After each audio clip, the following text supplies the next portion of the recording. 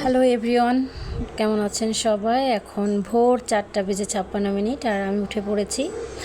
তো দীর্ঘদিন আসলে পড়াশুনো থেকে বাইরে ছিলাম। তো আমার মতো অভাগা যারা আছে তারাই জানে, যারা 18তম নিবন্ধনে সুপারিশপ্রাপ্ত হয়নি, তো তারাই জানে এই যে মেন্টালি প্রেশারটা, এটা আসলে আমাদের জন্য কতটা পেইনফুল বিষয়।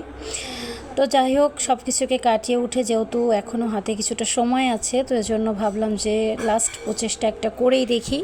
তো সব কিছু মিলিয়ে আবারও শুরু করলাম, কিন্তু আজকে আমি ভাবলাম আজ থেকেই শুরু করব। তো আজকে সকালের ছোটোখাটো একটা মিনি ভ্লগ আপনাদের সাথে শেয়ার করলাম। যদিও আমি আজকে খুব বেশি পড়তে পারিনি, কারণ অনেক কিছুই আছে। কারণ অনেকটা দিন পড়াশোনার বাইরে থাকলে দেখবেন যে আপনি আবার যখন শুরু করবেন আপনি সেভাবে শুরু করতে পারবেন না। তো আজকে আমি ভোর 4টা পরে 4:30টার দিকে পড়তে বসছিলাম, এবং তারপর আমি আজকে ম্যাথ নিয়েই বসছিলাম। কারণ সকালবেলা যদি আমরা ম্যাথটা শুরু করি তাহলে হয় কি ওই সময় মেন্টালি অনেকটা রিফ্রেশ থাকে, তো অনেক হার্ড জিনিসও আমাদের কাছে অনেক ইজি হয়ে যায়।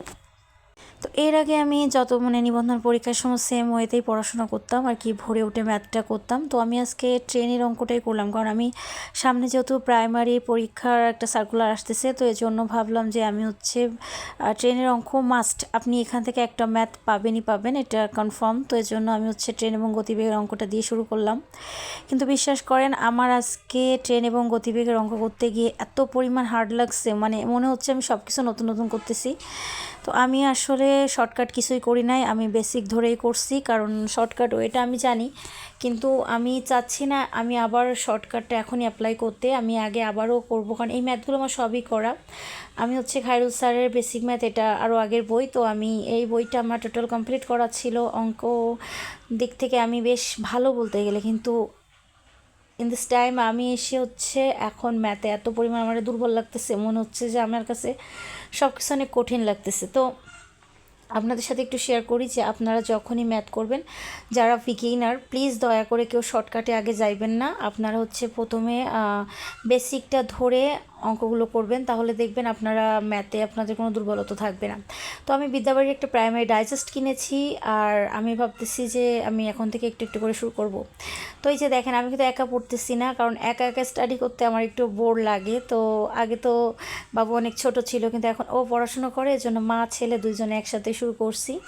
তো ওকেও ভোরে ডাকছি, বলছে যে দুইজনেই চলো রুটিন করে পড়াশোনা শুরু করি। তো ও ভীষণ ভীষণ পসেসিভ আর কি। তো বললো যে ঠিক আছে মা, তাহলে তুমি যেহেতু একা পড়তেছো তো চলো দুজনে একসাথে শুরু করি। তো এই জন্য আমরা দুজনে আর কি আজকে সকাল থেকেই আমরা স্টার্ট করছি আমাদের স্টাডি। তো ভাবলাম যে এখন থেকে আমি আমার কাজগুলো সবার সাথে একটু শেয়ার করি, যাতে আমার আরও একটু উৎসাহটা বাড়ে। যদিও জানি না কপালে কী আছে। তো আজকে অঙ্ক করতে গিয়ে আমি জাস্ট একটা বিষয় চিন্তা করলাম যে কোনো কিছু ছেড়ে দিলে আমরা কতটা সেখান থেকে সরে আসি, সেটা আমি আজকে রিয়েলাইজ করতে পারছি। আমি আজকে সকাল থেকে টানা 2 ঘন্টা ম্যাথ করব এমন একটা প্রিপারেশন নিয়ে নামছিলাম, এবং বিলিভ মি আমি 2 ঘন্টা ম্যাথ করছি। অনেক কষ্ট হয়েছে, অনেকটা বুঝতে অসুবিধা হয়েছে, বাট 2 ঘন্টা ম্যাথ করছি। আর এরপর আমি রেগুলার আমি ভাগ করে করে পড়া শুরু করব। তো আমি প্রথম আর কি দৈনিক 8 ঘন্টা পড়ার একটা রুটিন রেডি করছি, এবং আপনাদের সাথে সেটা অবশ্যই শেয়ার করব। তো যারা যারা বিগিনার আছেন, বা যারা আমার মতো এরকম আর কি পড়াশোনায় স্যাকা খাইছেন, তো তারা আমার সাথে শুরু করতে পারেন।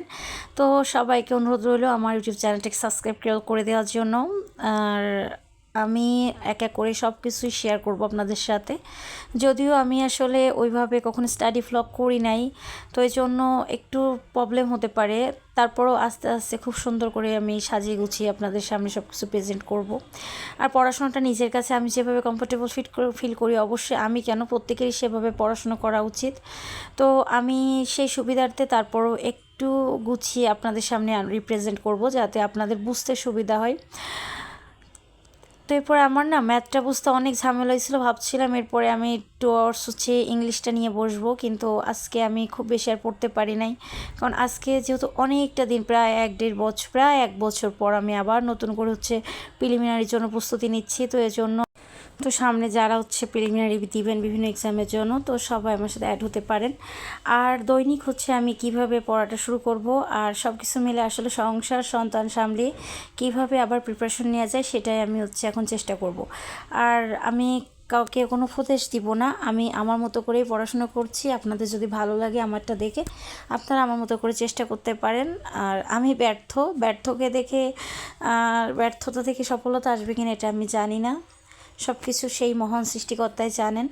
তারপরে আমি অনেকটা সময় আজকে 2 ঘন্টা ম্যাথ করছি, আর তারপর দুপুরের দিকে আমি আর পড়তে পারি নাই, মানে এই টাইমটাতে আমি আর পড়তে পারি নাই। তো ভাবলাম এখন একটু ভিডিওটা আপনাদের সাথে আপলোড দিয়ে রাখি, এরপরে নিজের মতো পড়বো। আর আগামীকাল থেকে আপনাদের আমি সারাদিন আমি 8 ঘন্টা কীভাবে সব কিছু সামনে পড়াশোনা করি সেটা আমি আপনাদের সাথে শেয়ার করব, যেহেতু আমি আজকে থেকে শুরু করছি।